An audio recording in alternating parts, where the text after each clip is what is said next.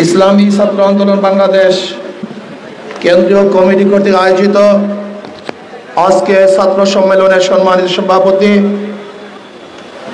প্রধান অতিথি, আমাদের সেরে তাজ ইসলামী আন্দোলন বাংলাদেশের সম্মানিত আমির হযরত বিশ্ববুদুর চরমনাই দামাত বরকাতুল আলিয়া সহ সকল স্তরের ছাত্র ভাইয়েরা আমার, ইসলামী ছাত্র আন্দোলন সাহাবাদের অনুসরণ।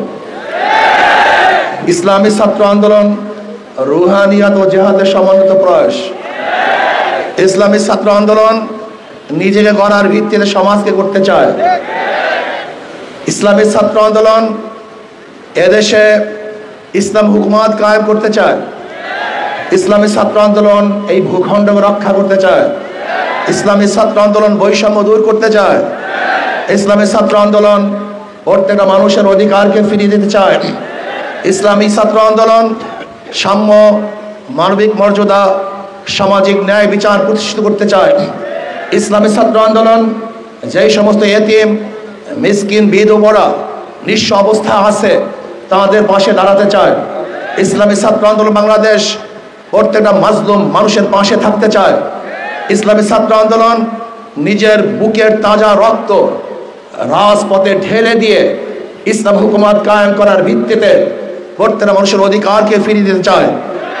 আজকে বাংলাদেশে দেখেছেন সেই জুলাই আগস্টের বিপ্লবে ইসলামী ছাত্র আন্দোলনের ভূমিকা ছিল প্রশংসনীয় এবং চোখে পড়ার মতো।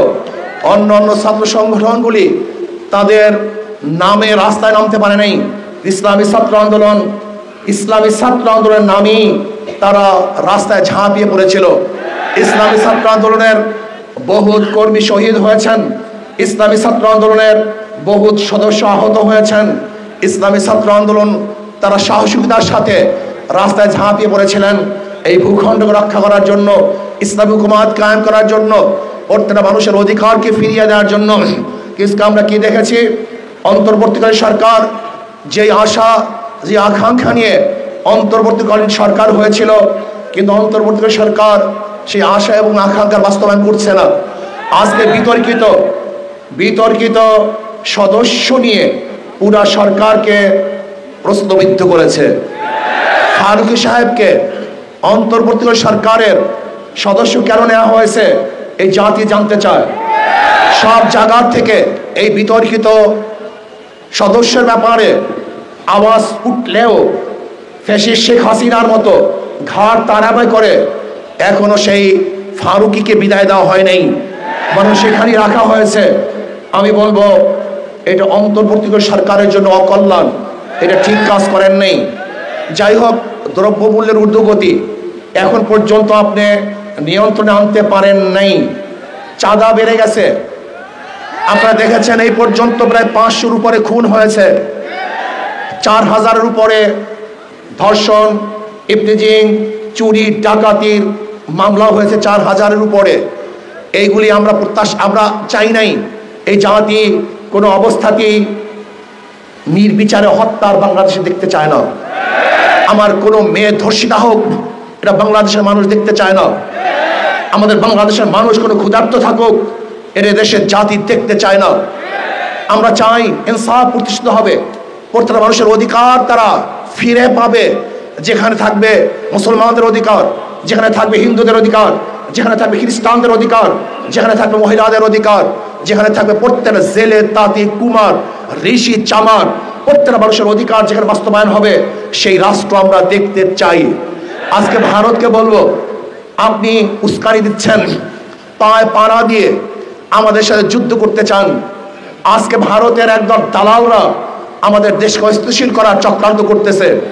আমি বলবো, ইসকন এটা হিন্দুদের কোনো সংগঠন নয়, এটা সন্ত্রাসীদের সংগঠন, এটা টেররিস্টদের সংগঠন।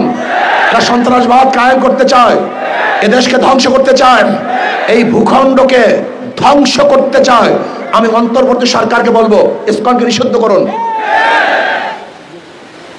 অল্প সময়ের মধ্যে ইসকনকে নিষিদ্ধ করুন। আর ভারতকে বলবো, আপনি আমাদের সাথে যে যুদ্ধ করতে চান, ভারত কোনোদিনই আমাদের সাথে বন্ধুত্ব পরিচয় দিতে পারে নাই। ভারত সে দেশের সংখ্যালঘুদের উপরে ভালো ব্যবহার করতে পারে নাই। তাদের সাথে ভালো আচরণ করতে পারে নাই, তাদের সাথে বৈষম্য দূর করতে পারে নাই। আপনারা শুনেছেন ভারতের মধ্যে বাবরি মসজিদকে ভেঙে দেওয়া হয়েছিল, জ্ঞান পাবি মসজিদকে, সেখানে মন্দির বানাবার চক্রান্ত চলতেছে। ভারতের মধ্যে গরুর গোশত বহন করার অজুহাতে বহু মুসলিমদেরকে হত্যা করা হয়েছে। আপনারা দেখেছেন কর্ণাটকে আমার বোন বোরখা পরে কলেজে যাওয়ার কারণে তাকে অপমান করা হয়েছে। আপনারা দেখেছেন হাজারো বোনদেরকে ভারতে ধর্ষণ করা হয়েছে, যেখানে সংখ্যালঘুরা ভারতের মধ্যে পার্সেন্টেজ অনুযায়ী এখনো চাকরি পাচ্ছে না, যেখানে মুসলমানদের পার্সেন্টেজ 25-30-এর উপরে, সেখানে চাকরির হার মাত্র 1%। অথচ বাংলাদেশের সংখ্যালঘুদের হার কত আর চাকরির হার কত আপনি জানেন? 37% আজকে সংখ্যালঘুদের চাকরি, 37%। আমাদের মুসলমানদের চেয়েও তাদের চাকরির পার্সেন্টেজ অনেক বেশি।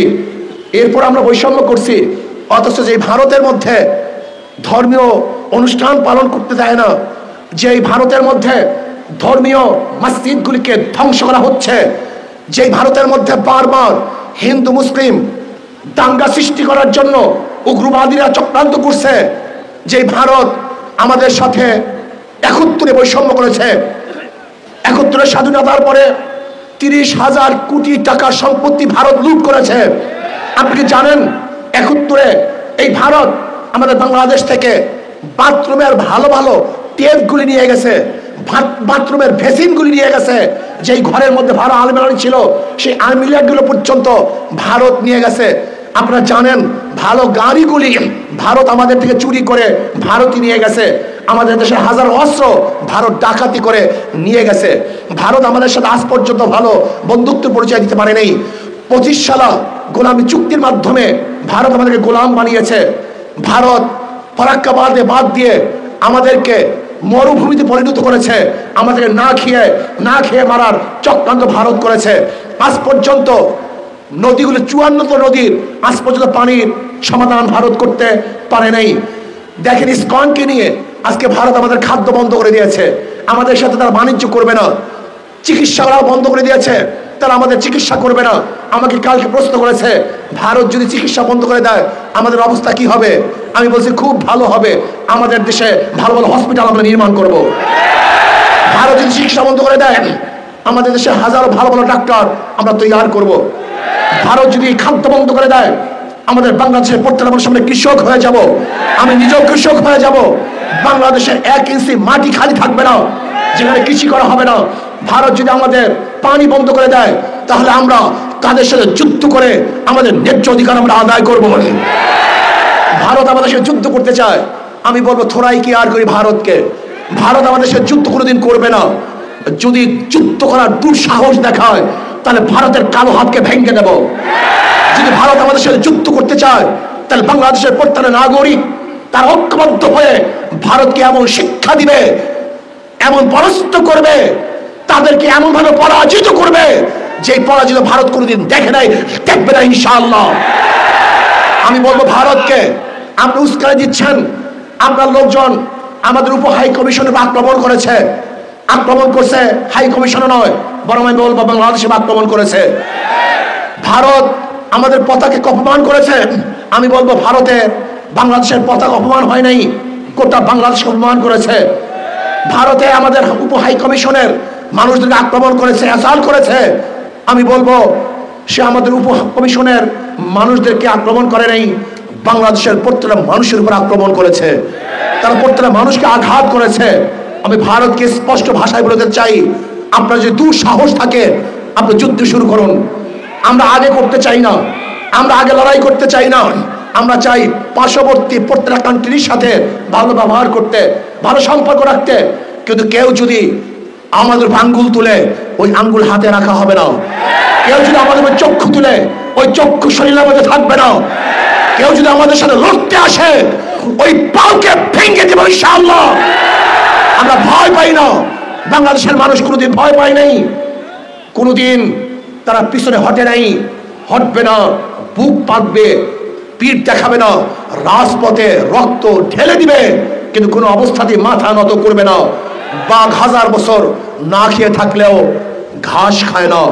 বাংলাদেশের মানুষ উপবাস থাকলেও, ক্ষুধার্ত থাকলেও কাউর কাছে মাথা নত করে না। আমরা বাদশার জাত, বাঘের জাত, আমাদের ইতিহাস আছে। আমরা জীবন বা লড়াই করে এই বাংলাদেশকে রক্ষা করেছি, এখনো করব, ভবিষ্যতেও করব। তৈয়ার থাকুন ভারতের যে কোনো আগ্রাসী হামলার থেকে। আমরা ইনশাআল্লাহ অবশ্যই তাদেরকে প্রতিহত করব, বাধা দেব, এদেশকে স্বাধীন রাখবো ইনশাআল্লাহ। আজকে হোক কালকে হোক ইসলাম হুকুমাত কায়েম করব। আল্লাহ আমাকে এবং আমাদের সবাইকে ইসলাম হুকুমাত কায়েম করার তৌফিক দান করেন। ওয়া মা আলাইনা ইল্লাল বালাগ। আসসালামু আলাইকুম ওয়া রাহমাতুল্লাহি ওয়া বারাকাতুহু।